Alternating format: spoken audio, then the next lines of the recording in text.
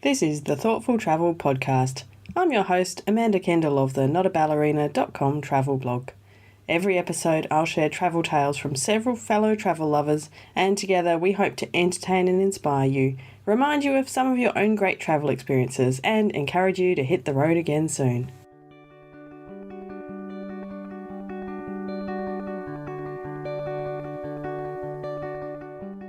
Welcome to episode 6 of the Thoughtful Travel Podcast. Today I'm going to be talking about surprises. Now personally I love surprises. I know not everybody likes them, but I love surprises anytime, and even though sometimes they are a little bit off-putting or sometimes even shocking when we travel, I still love them. Surprises when we travel usually turn into a great story.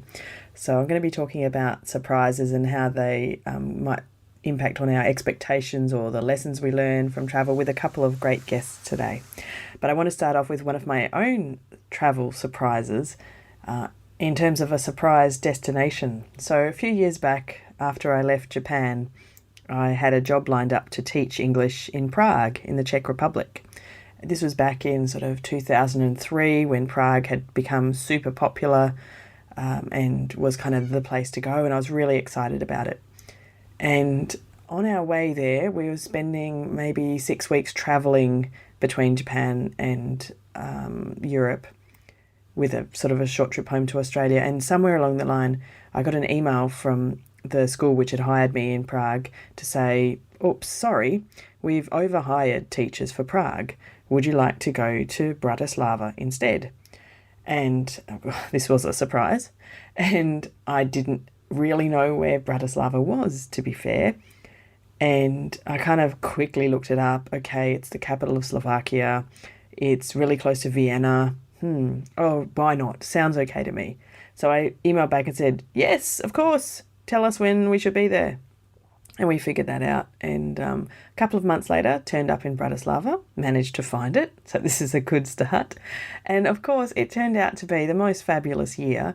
And I visited Prague a few times during that year because it wasn't far away. And every time I went, I was so glad that I'd ended up living in Bratislava instead of Prague. Prague was nice to visit, but it was so full of tourists. And at the time, Bratislava was really not on the tourist map at all. And it was just so much more interesting to be living there. So it was a pretty big surprise because this was going to be my home for a whole year. But it was a great surprise. So I'm all for embracing the surprises. Now, someone else who embraces surprises is my first guest today, and that is Candace Rardon. So she is an amazing sketch artist, writer, blogger, photographer, book author, all kinds of amazing stuff, and I've followed Candace online for years. It was so exciting to be able to talk to her for the podcast. I was very, very excited to chat. And you'll hear quite a few extracts from her interview over the coming few months. But today, Candace is going to tell us a couple of great stories about being surprised on her travels. She thought that her surprises usually come along when she has particular expectations that are not met, but it usually turns out to be a good thing.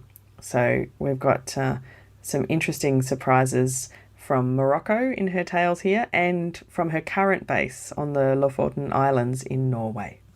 When I thought of this topic of surprises, I thought it always has to do with my expectations of a place and what I am expecting and hoping I will find from that place. And I might not find it at first. And then what that does in the space that my upended expectations has opened up, there's so much room for surprise. The two stories that came to mind when I was thinking about surprise on traveling or when you're traveling. The first was from Morocco.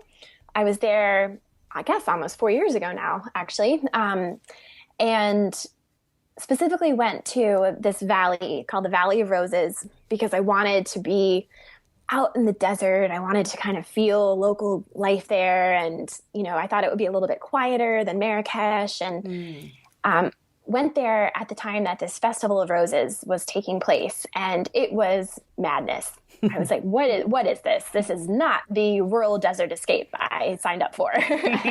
My friend and I were there, and the festival was crazy. There was this really crowded market, and there were, the only roses we saw were being hawked to tourists. And Oh no. it was just, I was like, this is not what I was hoping from this experience, and was very upset. And so the first morning we're there, we're like, okay, let's just go for a walk. Let's just get out of this mess of the madness of the market and just go out on a walk. And so we start making our way back towards the city gates of this particular town that we had based ourselves in. And, the city starts to kind of fall away a little bit. And suddenly on our right, there's a river, and there are these little fields of wheat and all sorts of interesting, like almond trees and fruit trees that were growing in these fields. And it was starting to feel a little bit more open, a little bit more like what I was hoping for. And at one point, beneath this very expansive almond tree, I see these two women sitting down. If you can kind of imagine, the road was a little bit above these fields. So I was looking down towards this tree, looking down towards these women. And one of them was in the most beautiful turquoise dress. I can still picture it shimmering in the sunlight. And I see her waving at my friend and me. Mm-hmm. And I stop my friend. I'm like, I think she's waving at us. And she's like, what do you think she wants? I'm like, I think she wants us to come down there. And so cool. We were like, okay, what else are we going to do today? Go back to the market? So we start climbing down the hillside, and it's full of boulders, and we're kind of clambering over stones. And finally we get down to the tree, and these women, and they've got blankets spread out, and one of them is preparing soup and the other is preparing tea. And they're like, sit with us. And we ended up spending the whole day with them. They were there for the festival, and were there with their families. And they just sort of took us under their wing. And, the whole day, my friend and I keep wanting to make sure we're not overstepping our boundaries. So we were about to slip out before lunch, and they were like, no, you must stay and eat with us. And so we sit and have this incredible lamb stew, and we're drinking like 1,000 gazillion cups of mint tea. And cool. My favorite moment was after lunch, they put everything away, and the two women laid down. And if you can imagine, one woman is laying on her side, and she's got her knees bent, and the other woman places her head on the other woman's bent knees. So it was kind of like this little chain of naps. And so they're like, come and join us. So my friend and I come, and we curl up and lay our head on the next knees. And then my friend laid her head on my knees. And so it was like this little human nap chain. And I just felt like this was not at all, this day started with very crushed expectations. Mm-hmm. And suddenly we have been overwhelmed with incredible kindness, incredible hospitality. And I thought, this is what surprise is all about, is just, you set up your expectations, they're not met, and suddenly the world is your oyster. Anything can happen because it's suddenly all open again. And I love when that happens. I love when we suddenly get to make space for a surprise. Oh, yeah, that's fabulous. But you have to be open to it too. Some people wouldn't have gone down when they see the woman waving. And so, you've helped to create your own surprises there, which is great. Yeah, I think it does require, well, and this connects beautifully with my next story I wanted to share, was actually just on this current trip I'm on in Norway right now, where my expectations were I'm here to write a book. And the reason I came to these islands was because I was here last year, and I remembered how quiet they were, how much solitude I felt here. And having just spent the last 7 months in San Francisco, which is an amazing city, but kind of the opposite of solitude, I thought, I've got to get back to Norway. I got to get back to the quiet I found there. I don't want to talk to anyone for these 10 weeks. I want to just burrow in and get this book written. And basically from the moment I arrived here, I just keep meeting people and having connections and finding community. And I spent my first 2 weeks here in a youth hostel in a very small fishing village, and found the most unexpected sense of community there. People from all over the world, a guy from Australia, there was a guy from France, 3 lovely women from Switzerland. Everybody's traveling, everybody's happy to be here. And we were just kind of had this makeshift family. And I just thought, this is not at all how I expected this trip to go. And there's always 2 things that happen. There's a tiny bit of resistance because you're like, this is not what I pictured for this trip. But like you were just saying, if we have a bit of openness about it, that's when life gets really interesting, and when we can be surprised. And some of my best experiences on this trip so far, I have been surrounded by people. And that is not at all what I pictured from this trip, but it has moved me in ways I never expected to. And so I have to keep reminding myself to just be open. I'm like, open, open, open, because that's when the good stuff, the good surprises get to happen. Yeah, that's so very true. And if you go in with that mindset, no, I'm here to write the book and I'm not going to talk to anyone no matter what, then you could miss out on all kinds of stuff that can go in the next book. Precisely. Exactly. I think it's just reminded me. That's why I instantly ticked that topic of being surprised, because I thought I am literally in the middle of a huge surprise right now, where I thought I was going to just be holed up on my own for 12 hours a day. And I actually wrote in an email to a friend of mine recently, I said, I am so far less alone on Lofoten than I thought I would be. And the surprise is that I'm okay with it. So, yes. Oh, I'm glad to hear it. How's the book writing going then? I think it's going well. I'm knocking on wood right now, but I think it's going well. And actually, you had such an interesting comment when you said it could go in the next book. I think a lot of the experiences and connections I'm having right now, I'm going to try to put in this book. Oh, even better.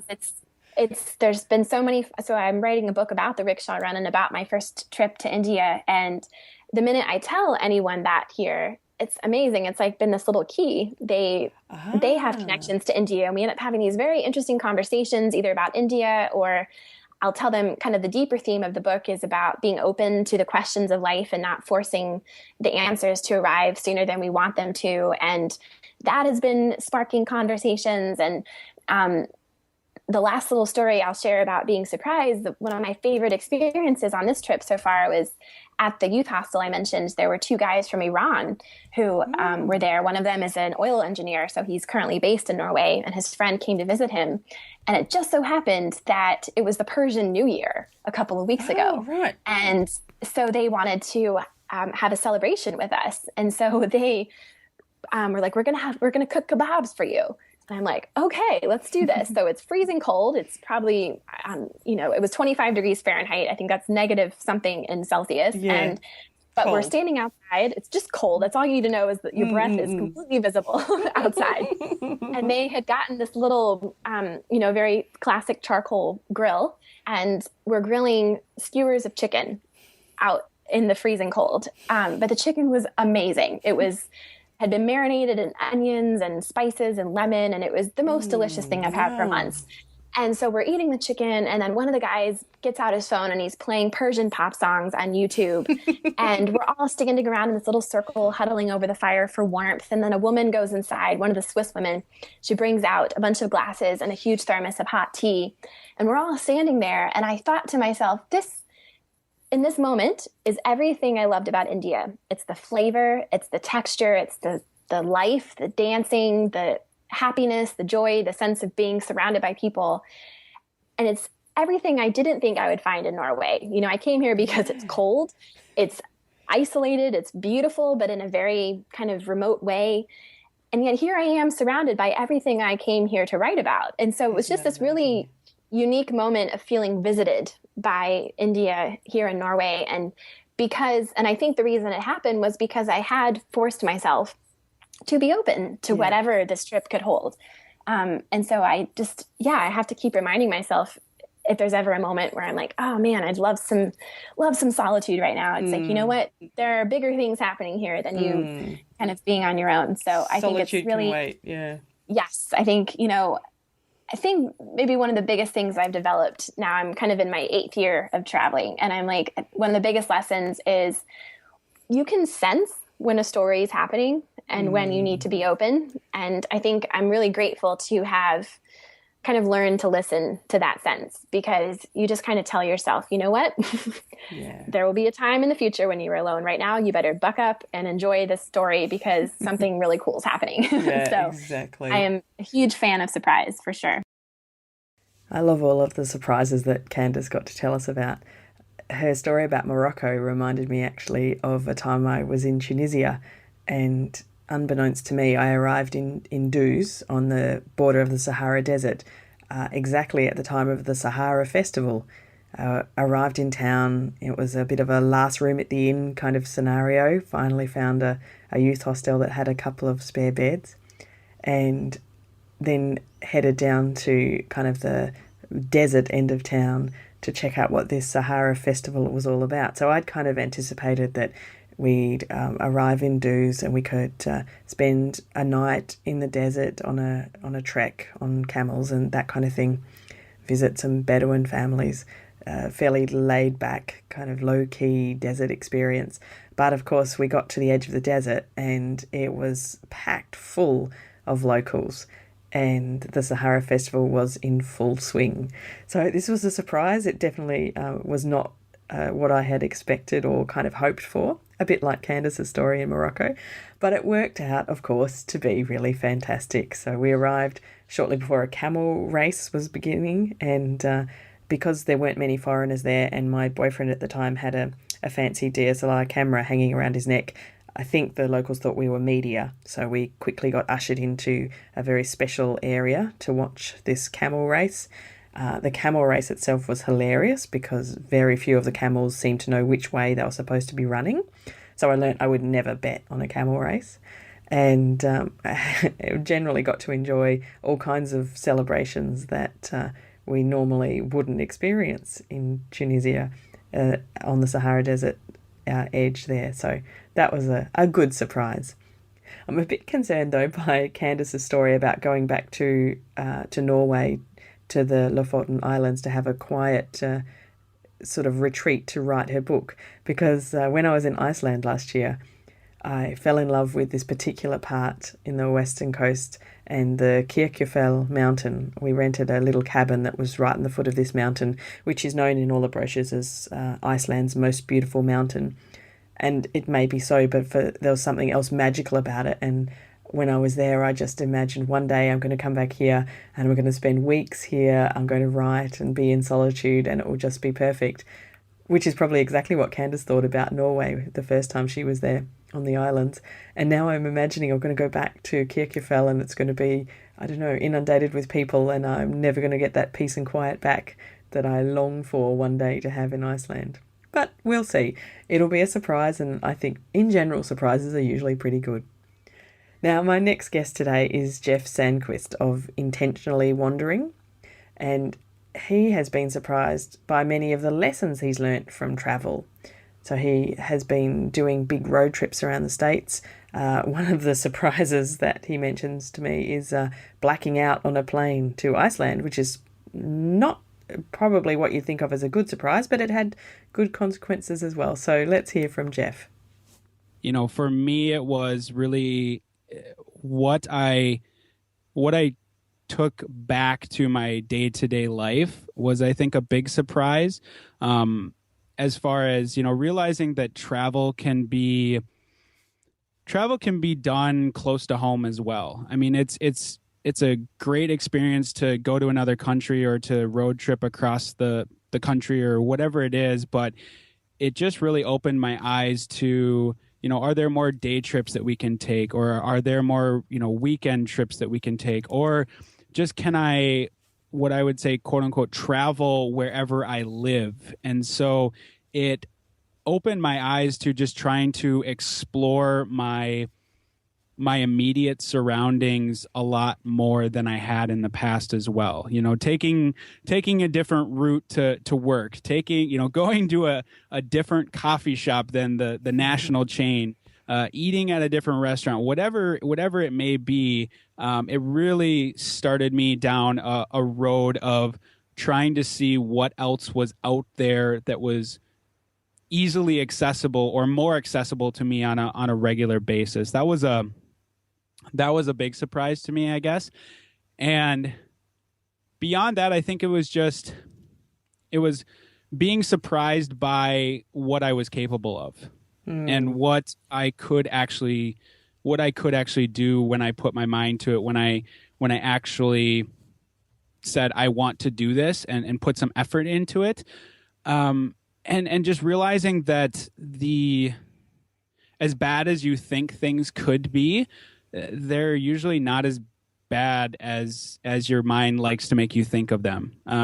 For example, that, you know, we just talked about me blacking out on a plane to Iceland, and, you know, it took a day of travel off, and we lost a little bit of time going to Norway, but we had an amazing time in that extra little bit that we had in Iceland. We had some amazing food, which is really important to me when it comes to travel. We had a great experience. It's a funny and weird story to tell people. Yeah, exactly. As my wife likes to remind me, she's like, nobody died. And that's kind of how sometimes you have that has to be the marker that you put it up against, to just say, nobody died. So how bad can it really be? Well, that's absolutely true. Yeah, you're right. You did take some positive experiences away from it, and you have a great story to tell, because you are the first of my podcast guests to ever have blacked out on a plane and lived to tell the tale. So that's great. I lived to tell the tale just fine. Yes, it sounds like it. Yes, indeed. I really like what you're saying about traveling close to home. It's kind of like there are lots of ways you can recreate the magic of travel without having to get on a plane or go to a foreign country. And I know I'm guilty of forgetting that quite often. And I live here in the most isolated city in the world, according to Wikipedia, according to me as well. And I've lived here, apart from when I lived overseas for about 6 years, I've lived here, I grew up here and I've lived here most of my life. And so there's not much to do nearby, in a sense. There's not many places to go. You have to drive for 3,000 kilometres to get to another city. So, wow. I always feel like there's not much to do. But of course there still is, and it doesn't have to be an amazing experience where everyone speaks a foreign language or, the landscape is different. There's, like you say, just even going to a different coffee shop can give you some of that element of, life is different and you meet new people or see different things, and gives you that kind of reinvigoration of feeling, I don't know, more alive, I suppose, like travel does. Yeah, I mean, to put things in perspective, I guess from my own experience, I grew up in the suburbs. So I grew up in the suburbs of Minneapolis, St. Paul here in Minnesota. And again, growing up, I didn't even go into Minneapolis. Like, Minneapolis was a big, scary city to me. I avoided it at all costs. I didn't want to deal with the traffic. I didn't want to deal with the parking. I was scared that, whatever was happening that the papers were talking about, that was going to happen to me, or whatever it was. And now it's like we live in Minneapolis, and I walk as many places as I can, and I bike as many places as I can, and I take public transit when I can, and just even those little things, honestly, were not on my radar 6-7 years ago even. Like, wow. That was just not part of my life, and I wanted nothing to do with that whole area. And now you're going to have to pay me a lot of money to move back to the suburbs. I really like Jeff's ideas about finding surprises in your own backyard. I know I need to do more of this. I often harp on about living in the most isolated city in the world and there's nothing to do near Perth. But of course there is. It may not be the centre of Europe or bustling Southeast Asia, but there's still plenty to discover, and I promise to go and do more of it. I hope listening to our guests and me today talk about surprises has reminded you of some of your travel surprises. I would love to hear about some of them, so get in touch if you've got a good memory to share. Thank you, of course, for listening to episode 6, and a massive thanks to the guests who came on the Thoughtful Travel podcast today. First of all, to Candace. So Candace Rose Rardon can be found at candaceroserardon.com. That's her website and her blog, The Great Affair, and it includes just gorgeous, gorgeous artwork that she creates. Amazing. I promise you'll like it. And if you like her artwork and stories even more, have a look on Amazon for her book, Beneath the Lantern's Glow, Sketches and Stories from Southeast Asia and Japan. I'll include a link in the show notes for you. And also a huge thanks to Jeff Sandquist from Intentionally Wandering. You can find him at intentionallywandering.com or search iTunes or wherever you listen to podcasts for Intentionally Wandering. Lots of interesting stuff on there. So these details and more will be in the show notes, and this episode's show notes will be at notaballerina.com/06. Thanks again for all the lovely reviews and beautiful ratings that I've been getting on the podcast. Thanks heaps for those. And do get in touch with any feedback or your own stories or whatever you'd like to tell me about. You can find me on Twitter at Amanda Kendall and use the hashtag ThoughtfulTravelPod. or look up Not a Ballerina on Facebook. Talk to you again soon.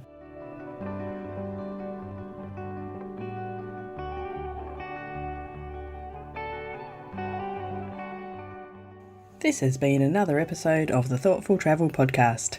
Show notes and other information are at notaballerina.com/podcast. Join me again soon for another chat about why we travel. Bye for now.